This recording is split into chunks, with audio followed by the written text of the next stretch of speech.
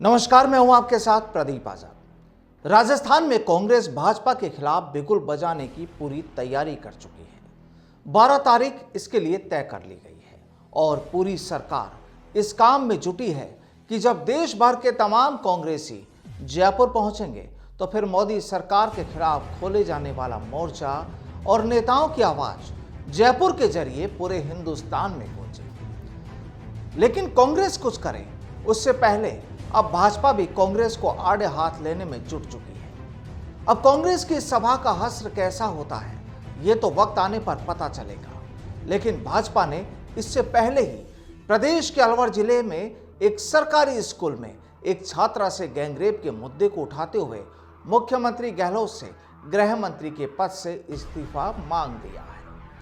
अब जब भाजपा ने देख लिया कि कांग्रेस इस वक्त अपनी सभा को लेकर पूरी तरह से तैयार है, प्रभारी नेता अजय माकन ने जयपुर में डेरा डाल लिया है, तमाम कांग्रेसी नेताओं समेत सीएम गहलोत जिस तरह से इस सभा को कामयाब बनाने में जुटे हुए हैं, तो फिर इस मुद्दे को भी क्यों ना हाथों हाथ ले लिया जाए। भाजपा ने गहलोत सरकार को नकारा और निकम्मी करार दे दिया है।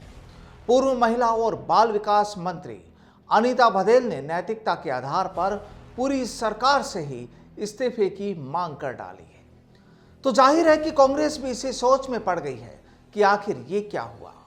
अब यूं तो कांग्रेस की सभा या यूं कहें मोदी सरकार के खिलाफ हल्ला बोल इस कार्यक्रम में फिलहाल संकट के बादल भी नजर आ रहे हैं, क्योंकि बुधवार को जिस तरह तमिलनाडु में सेना का हेलीकॉप्टर क्रैश हुआ जिसमें सीडीएस बिपिन रावत अपनी पत्नी के साथ सवार थे और करीब 13 अधिकारियों के निधन की खबरें भी सामने आ रही है, तो हो सकता है कि केंद्र सरकार देश में कुछ दिनों का राष्ट्रीय शोक भी घोषित कर दे। और अगर उन्हीं दिनों में ये 12 तारीख आती होगी तो शायद कांग्रेस को भी अपनी इस सभा को कैंसिल करना पड़े। हालांकि अभी ये साफ नहीं है, लेकिन चर्चाएं ऐसी भी हैं। और अगर ऐसा होता है तो फिर कांग्रेस को फिर से कोई नई तारीख तय करनी होगी मोदी सरकार के खिलाफ हल्ला बोलने के लिए।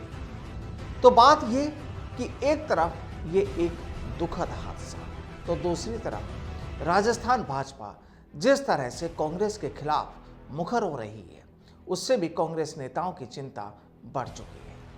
दरअसल यहाँ जिस तरह से भाजपा नेता अनीता बघेल ने ये कह दिया कि प्रदेश कांग्रेस सरकार आंखें बंद कर और कानों पर पट्टी बांधकर बैठी है। राजस्थान के अलावा कहीं ऐसी घटना होती है तो कांग्रेस महासचिव प्रियंका गांधी, राहुल गांधी वहां चले जाते हैं, रैलियां करते हैं, पीड़ित परिवार से मुलाकात करते हैं। प्रियंका गांधी महिला होने का दंभ भरती है, क्या वो राजस्थान में भी ऐसी बच्चियों से मिलने आएंगी? बघेल कहती है कि यह सिर्फ अलवर की घटना नहीं, भीलवाड़ा में भी ऐसा ही वाकया सामने आ चुका है। कानून व्यवस्था पर गहलोत सरकार का कंट्रोल नहीं है, खुद सरकार के लोग क्रिमिनल्स को संरक्षण दे रहे हैं। एक आरोपी ने खुद को मंत्री का रिश्तेदार बताते हुए पीड़ित लड़की के भाई और पिता को मरवा डालने की धमकी दे दी है।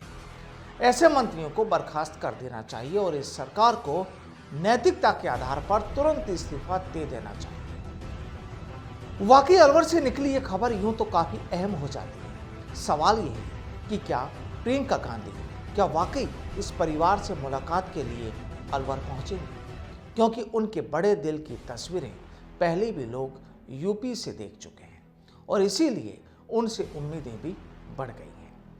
वाकई मुद्दा तो बड़ा है, लेकिन गहलोत सरकार को लेकर एक चर्चा और इस वक्त चल रही है। वो इस 12 तारीख की रैली के बाद प्रदेश में रूठे विधायकों को मनाने की कोशिश करेगी, चाहे किसी को संसदीय सचिव बनाने की बात हो या फिर राजनीतिक नियुक्तियों की। क्योंकि यहाँ ये भी सही है कि फिलहाल तो गहलोत और पायलट खेमे के बीच जो खींचतान की कहानी चल रही है अभी उसका क्लाइमेक्स नहीं हुआ है। और कहते भी हैं कि सियासत में किसी कहानी का क्लाइमेक्स आसान नहीं होता। तो जाहिर है कांग्रेस की इस रैली पर एक तरफ संकट के बादल तो दूसरी तरफ भाजपा के सियासी जो तीर चल रहे हैं वो वाकई कई सवाल खड़े करते हैं। फिलहाल आज के लिए इतना ही। नमस्कार।